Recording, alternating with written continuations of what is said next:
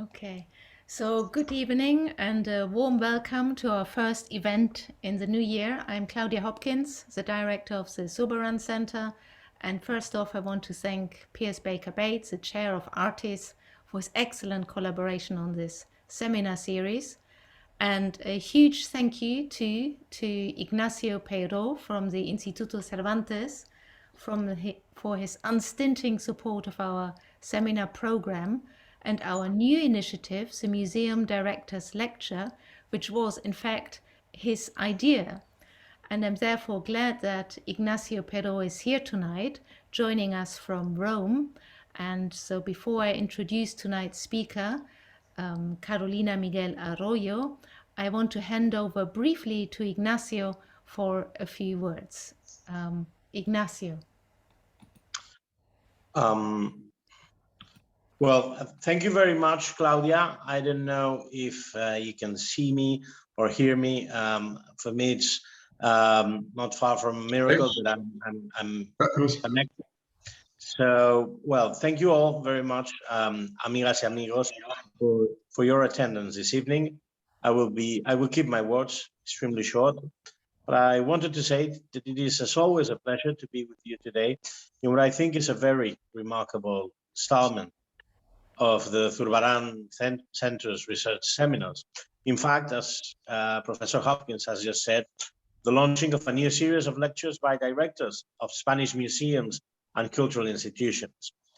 A series agreed with our friends of the Zurbarán Center and Artis UK, thank you, Piers Baker Bates, and proudly supported by us at the Instituto. I am in particular very pleased to welcome Dr. Carolina Miguel today for this first talk of 2022. Many thanks, Carolina, for your availability. And well, let me remind you that we will also soon, I think next week, we will be welcoming Manuel Borja Villel of the Reina Sofía Museum. Carolina Miguel is the director of the National Museum of Romanticism, a museum which I have to say affords one of Madrid's most pleasant cultural experiences. A reflection of everyday life in the 19th century palace, the former Museo Romantico also reveals the developments of the historiography of art dealing with that period. Carolina Miguel will explain today a bit about the museum's history, collections, an exceedingly beautiful library, and also her plans for the period ahead. So I will leave the floor to her now, or maybe to Claudia Hopkins first. But in any case, I wish you all a very inspiring evening, and I'm glad to see that among the participants are so many good friends. Bye-bye, thank you. Thank you, Ignacio. Maybe I just add a few words about Carolina Miguel's achievements. So she is a director of the National Museum of Romanticism in Madrid. She was appointed director in March 2020, so at a very challenging time. Carolina holds a degree in art history, and the science of music from the University of Salamanca. She also has a master's in advanced methods and techniques in art history research from the UNED. And before she became the director of the Romanticism Museum, she was a curator with responsibility for the collections of paintings, drawings, miniatures, and photography. And she has coordinated many projects, cataloging and digitizing projects. She has published on 19th century art, and she has co-curated and curated many exhibitions. And perhaps I will just highlight the most recent ones here, which took place in the Romanticism Museum, one on photography, which was called Se va mi sombra, pero yo me quedo, ilusión y fotografía en el romanticismo. And most recently, a very interesting exhibition about the history of hairstyles in the 19th century. Teje el cabello una historia, el peinado en el romanticismo. This took place in 2019 to 2020, and the exhibition catalogue has just been published and includes very interesting and novel research on this much neglected topic. So I'm handing over to Carolina now. A warm welcome to her. I'm sorry we can't welcome her clapping our hands, but Carolina, over to you now.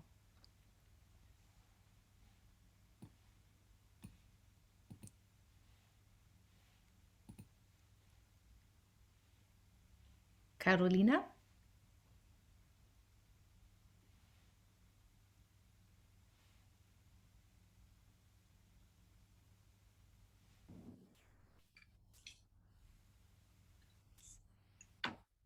Okay.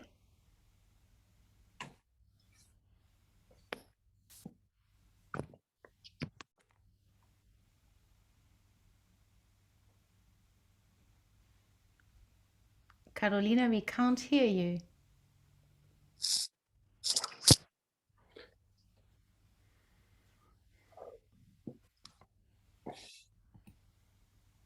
Can you hear me now? Yes. Yes. I'm sorry. Thank you very much for your words, Claudia. Good evening to all of you. I'm very delighted for participating in this seminar, presenting the National Museum of Romanticism in Madrid, a statal museum that depends on the Ministry of Culture and Sport of the Spanish government. It's a real honor to be here this evening with you. I also want to thank the Durham University, the Zurbarán Center, and the Artes Iberian and Latin American Visual Culture Group. And finally, I would like to thank the Embassy of Spain in London and the Instituto Cervantes, and especially to Ignacio Peiro. Thank you so much, and in advance, excuse me for my English. Oh, I don't know. The presentation is not changing. My God. Okay. Now it is. Yeah. Well, art works evoke emotions and inspire us in different ways. The history of the National Museum of Romanticism, like a short story or a tale, begins one century ago with a painting, with this one, Jorge Flaquer's Family by Joaquin Espalter. The canvas represents a domestic interior with a family. Each member is playing its role. The decoration, the customs, the whole atmosphere is leading us to a very concrete moment, a glimpse of the past. Jorge Flaquer's descendant, Benigno de la Vega Inclán, second Marquis of de la Vega Inclán, and an important figure in Spanish cultural life and at the beginning of the 20th century, wanted to honor his grandparents' area by creating a museum devoted to the Romantic period. This was not his first experience in the museum's world. He had already created the Greco Museum in Toledo and the House Museum in Valladolid dedicated to Miguel de Cervantes, in which the writer had lived. On that occasion, he counted on King Alfonso XIII and Arthur Milton Huntington, founder of the Hispanic Society of America. Both were good friends to Vega Inclán and support the funding, as well as the Marquis did himself. But Vega Inclán interests went further than creating museums. He also did a lot of effort to rescue valuable buildings and historical ruins from oblivion, establishing innovative criteria for architectural restoration. His principal restoration projects include the collection of historical buildings of the Alhambra and the Generalife in Granada and the Alcázar in Seville, city where he also restored the Santa Cruz district, which was one of the first development plans carried out in Spain in a historical center. He also restored the Tránsito Synagogue in Toledo, and as I said before, the Greco Museum of the House of Cervantes in Valladolid. But he was also a pioneer of tourism in Spain as head of the Royal Tourism Office, Comisaría Regia de Turismo, the first institution in Spain devoted to promote cultural tourism. Coming back to the so-called Museo Romantico, the Marquis held in 1921 a 4-day event for the future museum. The exhibition was entitled 3 rooms of the Romantic Museum, and it took place at the premises of the Spanish Society of Friends of Art located in the National Library building. We can consider that exhibition, which was well received by Madrilean citizens, as the seat of the actual museum. Miguel was looking for a proper building to host the new museum. After some ineffective tries, he finally decided to place the museum in the Matallana Palace, where the Instituto remains today. I'm here right now. That building was the headquarters of Royal Tourism Office, run, as we know, by Benigno de la Vega Inclán himself. So he decided, after many vicissitudes, to make it the site of the Romantic Museum. The new museum opened its gates in 1924, so now we are about to celebrate the first centenary of the institution. The neoclassical palace was acquired by the Spanish government 3 years later. This building was commissioned by the Marquis of Matallana and built in 1776 under the supervision of the architect Manuel Rodriguez. The building is in the city center, in a very popular district in the 19th century and a trendy neighborhood today. It is developed on 3 floors between 2 streets, along a central axis that connects both axes. Originally, there was a hierarchy of spaces along this axis, leaving the rooms organized around 2 patios and an interior garden, providing light and ventilation. The area towards San Mateo Street corresponded to the noblest and most public part of the palace. Then the interior private spaces were located around the galleries and the patios, leaving in the back area the old entrance of the service and garages. Since then, it has had successive interventions to adapt it to this new use. The main facade is this one, with a large central balcony, is adorned with the crest of the palace owner in 1850, the Count of de la Puebla del Maestre. Last year, the facade was rehabilitated. Thanks to a deep documentary research and also the research of the former materials and colors through color and pigment testings, the appearance of the 19th century facade has been recovered. And it seems, as you can see in this picture. I'd like to remark that the both inhabitant families, Matallana and Puebla del Maestre, took all their belongings with them when they left the palace, so it was completely empty at the beginning of the 20th century, when the owners rented it. This is an important question because the actual museum, as we are about to see, is a recreation of the palace of the Romantic period, but all the items displayed are not original from the former house, such as the lamp, the painting ceilings, the mantelpieces, and the rest of the decoration. In order to establish the Romantic Museum, the Marquis donated 86 paintings, along with furniture and other decorative art objects, which were to become the basis of its collections. Maybe one of the most important paintings is San Gregory the Great by Francisco de Goya. Vega Inclán claimed that the black paintings artist was the pioneer of the Spanish Romantic art and also a master for giant painters. You can see the painting right now. The Marquis also gave an interesting series of prints and other pieces which, despite traditionally being considered minor in most cases, are very valuable in documenting a historical period. But he also conceived the new museum as a specialized center for the study of the Romantic period in Spain. Vega Inclán wrote, and I quote, "This museum should also be a public library and an archive of the literature and documentation of that period, in terms of how art, industry, and customs were related." So he donated an important library as well as his family archive. As a member of the high society, he encouraged other aristocratic people and scholars to cooperate with the new museum. Relevant friends helped him with that enterprise. For instance, the Marquis of Cerralbo donated two iconic painters for the 19th century Spanish art, the satires of some romantic suicide, which have been represented for decades in the high school textbooks of history and history of art.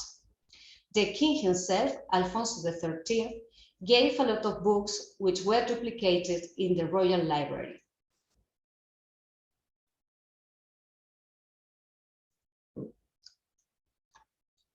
During the Spanish Civil War, the importance of the institution was underlined by the appointing of the poet Rafael Alberti as director of the Romantic Museum.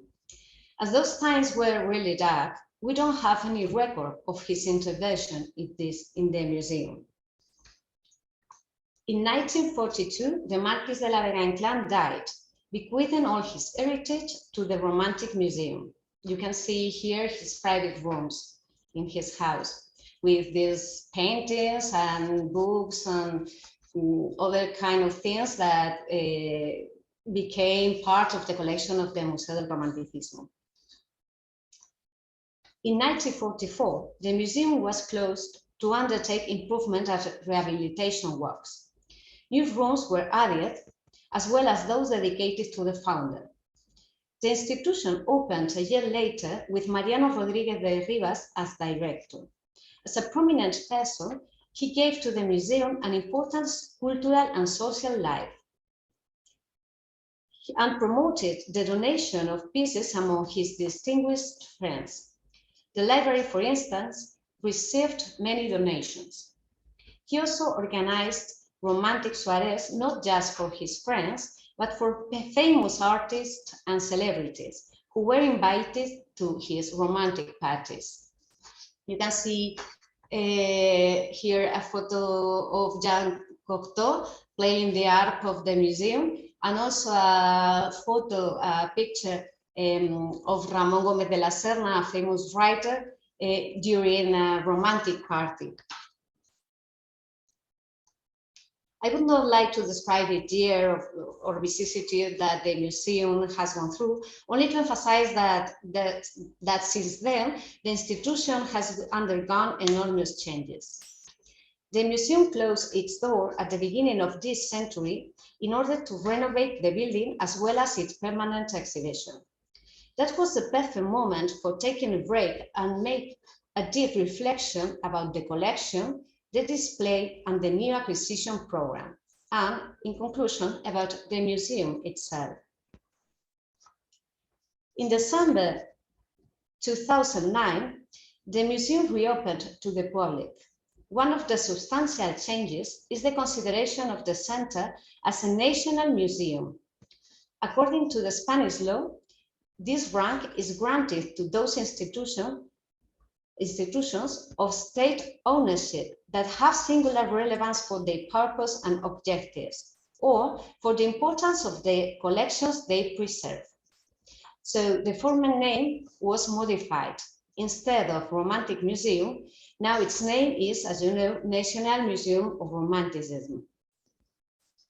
As I said before, there were no remains of the original decoration of the palace, but this is not totally true.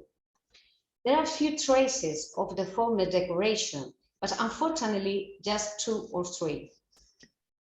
One of them is one you can appreciate in this picture.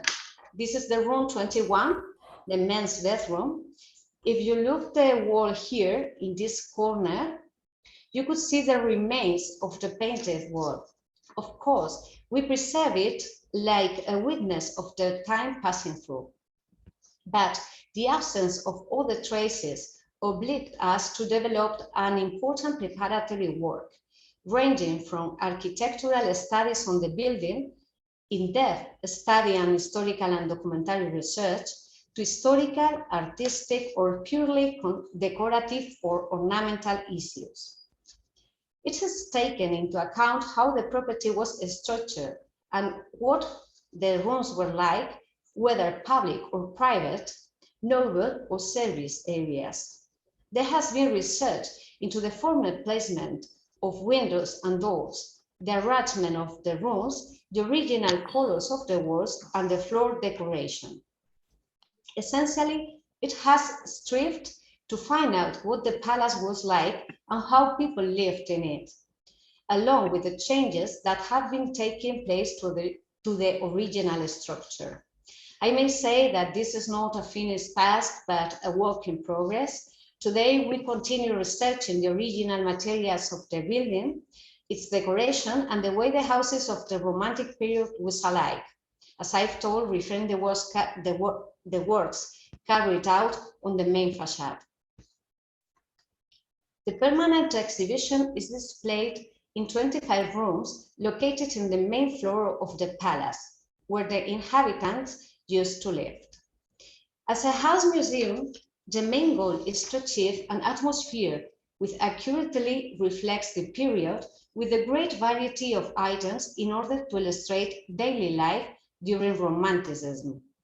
Furniture, decorative art, personal items, and of course, fine arts. The museum is set up as a reconstruction of interiors, as they would have been in a bourgeois home during the period in order to explain the daily life of a particular social class. So we can walk along the ballroom, you are seeing it now, and the antechambers, the oratory, the billiard room, the fumoir, or along more private spaces such as the study, the atelier, or the bedrooms.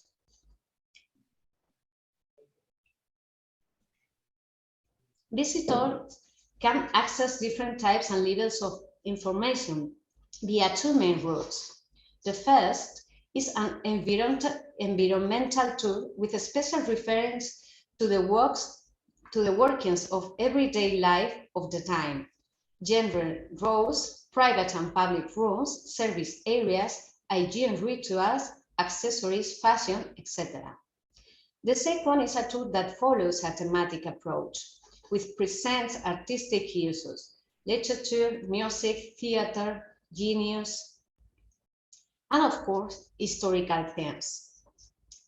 Please note that the Romanticist chronological limits in Spain coincided approximately with the reign of Isabella II, 1833 to 1868, one of the most conflicted periods in Spanish history. Many events occurred during this time: wars, revolutions, military uprisings, and subsequently, social and economic instability. But also, that was a period of technological breakthroughs. It's important to remark that the Romantic movement made its appearance in Spain later than in other European nations, such as Britain, France, or Germany, due to the Peninsular War and its consequences, and especially due to the return of the extreme absolutism. Until the death of Ferdinand VII, the Romanticists in 1833, the Romanticism was still struggling to set up itself. In the 40s, the Romanticism finally emerged, but without sufficient nerve and strength to drive genuinely original and new art. At the end of the 19th century, Spain was still not very industrialized, so the bourgeoisie was not as relevant as in other countries. Spain had an important dependence on foreign investment, and progress in the iron, steel industries and railways coexisted with stagnation in agriculture, where millions of landless laborers lived in misery. So the museum should be capable of showing that complex past. In other words, the setup and the items of the museum display should have the power to evoke a travel through the past, customs, art, and history. For this reason, the collection of the Museo del Romanticismo is characterized by its richness and heterogeneity. This aspect helps to emphasize its condition as a museum house and supports the expositional proposal based on a recreation of atmospheres. Also, the former collections have been expanded over the years through donations and purchases. Remind the former 86 paintings donated by Marquis de la Verena clan. Today, the museum preserves more than 18,000 items, more than 4,000 documents in its archive, and around 5,000 antique books. The display shows more than 1,500 items, including loans from the Prado Museo and the National Museum of Decorative Arts, as well as private collections. The actual collections shows not just the change of taste, but the development of the new approaches and recent researches. The lack of interest in the Romantic period persisted during the most part of the 20th century. In the 20s, when the museum was created, several scholars wrote against the academic art. Two of them, Beguer y Goldoni and Sanchez Canton, said, and I quote, "For this reason, it lacks the representation of what in the late 19th century was called great art, foreign, academic, pompous falsehood, yet overflows with examples of humble and private art, portraits, sketches, realistic scenes, and visionary dreams, genuine traditionalism, truth, and inspiration. But those same academic and official painters, the collection is lacking in paintings of classical or historical topics, which are large and full of pretense and emptiness. On the other hand, it has simple pieces that prove, as in the heroic themes and the desire to emulate David and other solemn painters of ultrapuertos, that Spanish painting was to lose many jewels, and what was worse, diverted our spirit from its own course with rare exceptions, leading us to artistic sterility in the last 30 years of the last century." End of the quote. As we can see, the personal taste of the museum's founders does not steer precisely towards academic and historical painting. This position also had a lot to do with a more modern critical position, which looked to attack the traditional hierarchy that had always imposed upon the genders of painting. But they also thought that the so-called beta brava, that we can translate in a literal way as brave vein, represented so well and in a deep way the soul of the Spanish people. Please let me note that the political and social moment in the 20s were not very stable, and there were a lot of tensions among different parties, and the vision of the art was biased by these events. And it has taken decades to value the Spanish Romantic art in the way it is now.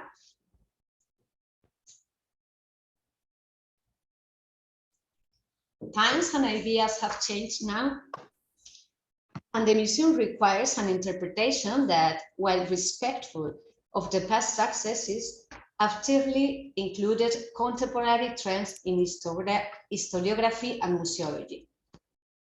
There are some moments that are remarkable for this change of ideas. One of them, as you may know, is the display in 2007 of a selection of the 19th century paintings in the new galleries of the Museo del Prado's extension with the title The 19th Century in the Prado. In 2009, the most important works were held in the original Villanueva building. This event was particularly important as these paintings could be admired for the public who attended the main building of the museum. Obviously, prior to the display, there was a deep research that enlightened the new approaches. From that day on, Spanish 19th century has not just been studied, but also recognized in a different way. University and scholars' works have been very remarkable too, because they have tried recent studies that were necessary. Meanwhile, the National Museum of Romanticism has been working on the same line, as I've said. One of the main purposes was the reduction of an ambitious acquisition program. We tried to rewrite it each 5 years to keep it updated. It is based on assessing the gaps in the collection with the aim of increasing the type of pieces that are underrepresented and widening the range of artists schools, geographic origins, and styles. The latest purchases reflects the museum's commitment to academic painting, compared to other schools or genres widely represented in the former collection and that today present less interest, such as costumbrista painting. The acquisition program obviously is confidential to avoid the interference of the art market. As a museum that depends on the Ministry of Culture and Sport of the Spanish government, the museum can't buy directly. The purchases are directed by the Board of Classification, Valuation, and Acquisition of Works of Art. So they know they have our acquisition program. The museum studies the sales offers and upcoming actions and then send draft reports requesting the pieces to the board, which finally decides whether the pieces are acquired or not. One of the most important and representative collections is the painting one. It's formed around by more than 600 paintings. Thus, important works have been acquired in recent years that have made it possible to complete the vision of painting of this period with works by the great artists of the moment, such as Federico de Madrazo or Antonio María Esquivel, among others. Undoubtedly, this collection offers a tour not only for the main authors, but also of the genres. In the 19th century, and due to the rise of the wealthy bourgeois that tries to imitate the uses and customs of the old aristocracy, the portrait becomes one of the most demanded genres for artists, who are sometimes forced to accept numerous commissions to be able to afford the realization of other painters in which they could experiment more. In addition to the core portraits, there are prominent personalities portrayed in the collection, such as the Marquis de la Remisa by Vicente López or María Leonor Sanz, Duquess of Osuna by Carlos Luis de Rivera. Within this genre, the children's portrait stands out, which in previous times was reserved practically only for children of royalty. At this time, the decline in infant mortality, the consideration of childhood as a time with its own autonomy, and again, the imitation of adulterous customs led parents to commission portraits of their offspring, whom we find well accompanied by toys or with adult attributes, preparing them for their future profession. Also, the landscape acquires great importance in the 19th century, becoming independent as an autonomous genre at this time. The Museum of Romanticism preserved important works by Genaro Pérez Villamil or José Elbo, among others. Undoubtedly, 19th century Spanish painting could not be understood with costumbrista painting, represented in this institution by the hand of authors such as Valeriano Domínguez Becker, Juan Rodríguez el Panadero, Fernández Cruzado, or Manuel Cabral. The Madrid School, on the other hand, has works by Eugenio Lucas Velázquez or Leonardo Alenza. As I told you before, the author of one of the most important religious works of the museum, San Gregory the Great Pope. This work, which presides over the oratory of the palace, this work presides the oratory of the palace. The religious painting is completed with works by Esquivel, Alenza, or Cabral Agudo Bejarano. Closely linked to the painting collection is the miniature collection.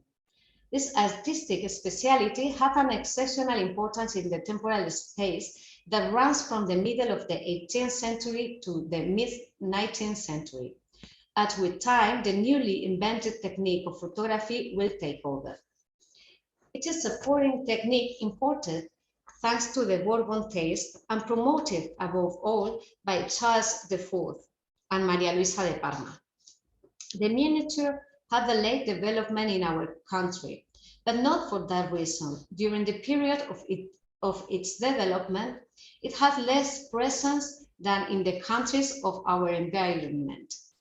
In any case, it is a field little studied by historiography, and very few Spanish museums value it in its proper measure, exposing them to the public.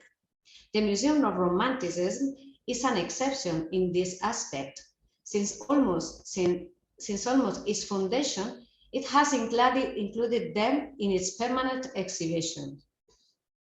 The gem of the collection is the collection of the Artistic Recovery Deposit made in 1943. The bulk of the collection is heterogeneous, precisely due to its origin. It's not a collector's cabinet with a taste or values that unify it in an homogeneous way. However, this route has given the museum the opportunity to have a very varied and representative collection of a great diversity of Spanish films of the moment, and even certain foreign names. It's composed by around 300 pieces. The sculpture collection may be one of the heterogeneous ones of the museum. Its origin is also very different. At the death of the founder, sculpture funds were practically non-existent in the collection of the museum, and it was from the mandate of Mariano Rodríguez de Rivas, when a policy of acquisition of sculptural works began to be carried out. We also have a collection of drawings. Due to conservation reasons, not very much are displayed. And we want to change it periodically to avoid that problems may arise from their excessive exposure to light. The collection is made up of almost 500 items, and it has different themes and techniques that had the most development during the period of Romanticism. Perhaps the best represented genre, although not very abundantly, is costumbrismo, with examples of both the Andalusian school through a series of 40 watercolors by Esquivel, and the Madrid school with drawings by Alenza and views by Pérez Villamil. A recent work of photography has allowed us to study the watermarks of the papers used by the artists, which is a great source of interest for the research. The collection of prints is undoubtedly one of the most numerous in the museum, with almost 3,000 items. It is also one of the most representative, since it brings together the main views, characters, and illustrations of the 19th century Spain. That explains why the permanent exhibitions shows more than 150. Both the procedures and the authors and establishments, mainly lithographic, are mostly recognized prestige. Given the extension of the collection, we can show a few unique brushstrokes, such as the views of royal sites, which under the direction of José de Madrazo made the Royal Lithographic Establishment. The photography collection of the museum is composed with more than, I have this number wrong, it's composed about, is the largest one, with around almost 10,000 items. The fundamental nucleus of it is constituted by the funds linked to the Marquis de la Vega clan, either from his personal archive, and they were part of also of the Royal Tourism Office. A last group, more scarce, is composed of the pieces that have been assigned through the journey of the center, by purchase, donation, or legacy. The first photographic procedures, which are precisely those that have the development during the full Romanticism, are represented in the collections. The Museum of Romanticism preserved daguerreotypes like this one, ambrotypes, and saltpapers.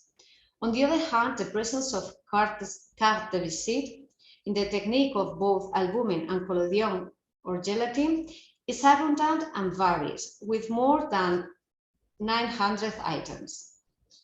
The collection of musical instruments of the Museum of Romanticism is composed mainly of pianos, many of them of great interest because they are unique specimens, such as the one that belonged to Queen Isabella II by player. You can see it in this picture on the left side. The great composers dedicated to this instrument a great repertoire, and the instrument itself lived an unusual technical development, while it became the center of the social and intellectual meetings of the time. In addition to the pianos, the museum has 2 harps.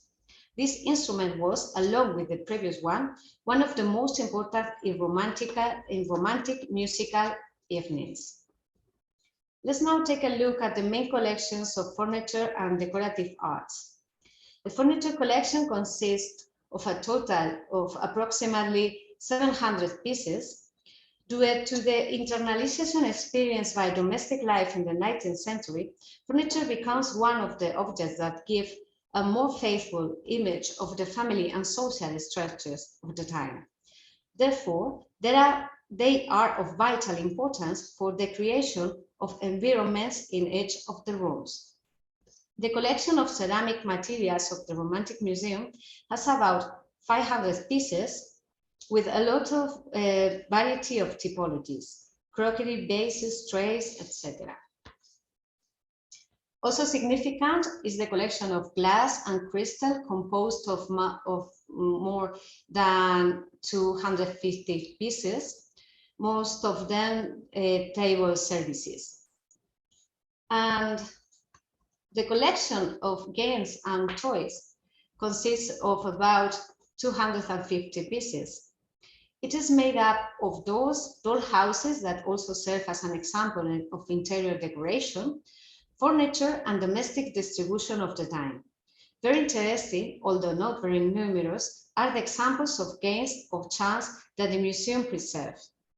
Printed on paper and cardboard, most of them are from France.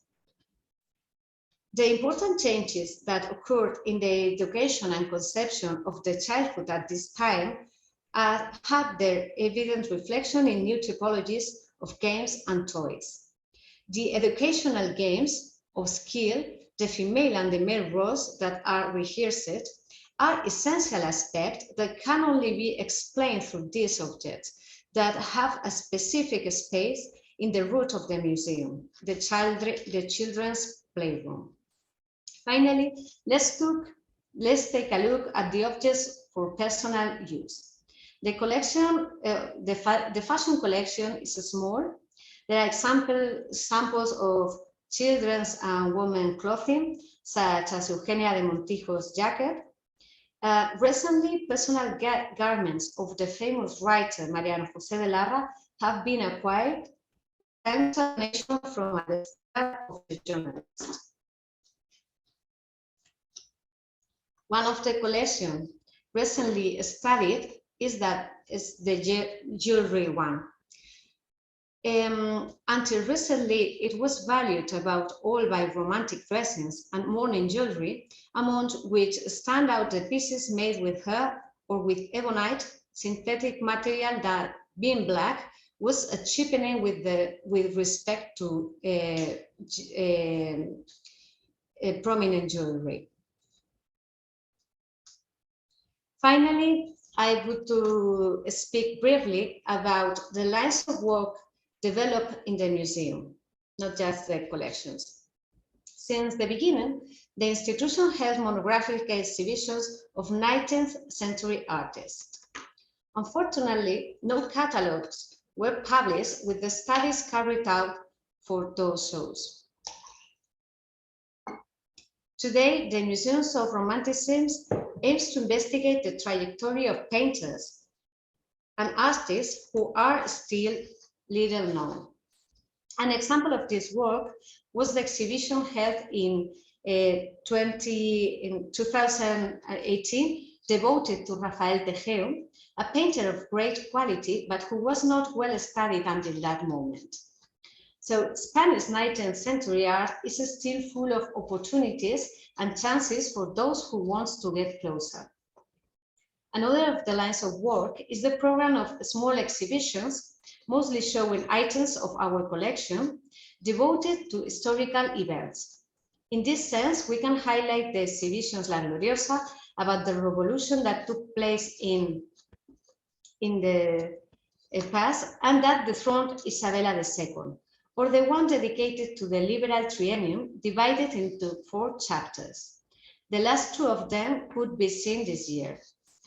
The third line of exhibitions is about general topics of Romanticism, whether artistic or another nature, and that come to complete the global image of this artistic movement. In this case, for example, this is the case, for example, of the exhibition dedicated to hairstyle in the 19th century, which catalogue has been published recently. In addition, other more modest exhibitions initiatives are carried out, such as the Invited Work, which allows the Madrileñ public to admire works that normally cannot be seen, either because they are outside Madrid or because they belong to private collections. Currently, we have displayed the painting Josefa Vargas, the Bolero Dancer, by Antonio María Esquivel, on loan from the Casa de Alba Foundation. Although the realization of temporary exhibitions allows to publicize the research carried out within the museum curators carried out an important background research, not just about the collections, but as we have already commented, the building, the history of the museum itself, and the visiting public. All these issues are complemented by a complete program of activities designed for all ages, such as conferences, congresses, concerts, or children's workshops. In conclusion, the main goal of the museum is to make Romanticism known in all its artistic, social, and cultural aspects. So I'm about to finish. Thank you very much for your attention. Thank you again for inviting me to this seminar. If you visit Madrid, please pay us a visit. We'll be waiting for you. Thank you very much.